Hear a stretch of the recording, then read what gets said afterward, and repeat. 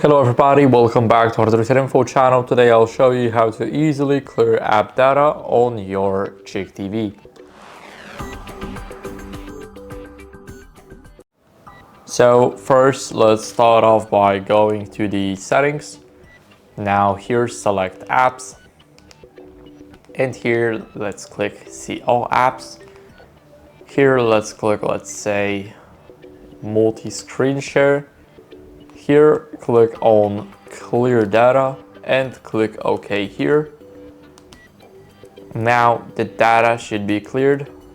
I mean, there's some left, but there will always be something left, and the cache is fully cleared.